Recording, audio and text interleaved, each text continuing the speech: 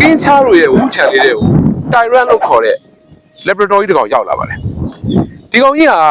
ဘာမှလည်းမကြောက်သလိုအရန်လေးရဲကျင်ပါတယ်သူကကင်းချားကိုလည်းမကြောက်ပါဘူးချားရဲ့လွှမ်းမိုးမှုလည်းသူကမခံချင်ဘူးကျန်တဲ့ကောင်တွေရဲ့ဂျန်စားမှုတိုက်ခိုက်မှုလည်းကျူးမဆိုင်ဘူးသူ့မျက်နှာကိုကြည့်လိုက်ရင်လည်းသူကအကြောက်ရွံ့မရှိဘူးတိုင်ရန်ဆိုတဲ့ကောင်ကြီးရောက်လာပါတယ်ရောက်လာပြီးတော့သူနဲ့ကင်းချားနဲ့ကနှစ်ယောက်သားသူတို့ရဲ့ alpha နေရာကိုသူတို့လူဖို့စူးစမ်းကြပါတယ်ချားကလည်းအရင်ကတည်းကစားရှိတဲ့ကောင်တိုင်းရန်ကလည်းမမှုတဲ့ကောင်ဆိုတော့သူတို့နှစ်ကောင်ကြားမှာအပြန်အလှန်ပုတ်တိုက်မှုတွေရှိပါတယ်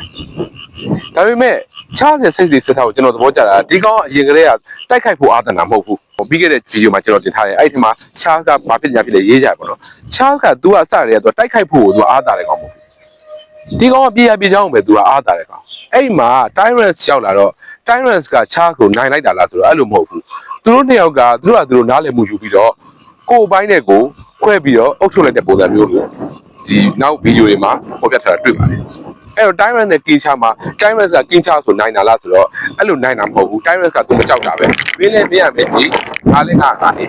လာမကြီးတယ်ပေါ့အဲ့ပုံစံမျိုးသူတို့နေကြတယ်လို့ပဲကျွန်တော်ကယူဆပါတယ်ဒါကျွန်တော်ထင်မြင်ပေါ့နော်ကဲဘော်ရာကြီးလည်းဘလို့ထင်မြင်လဲဆိုတာကို comment ထဲမှာဝင်ပြီးတော့ဆွေးနွေးသွားကြပါအောင်အားလုံးကိုကျေးဇူးတင်ပါတယ်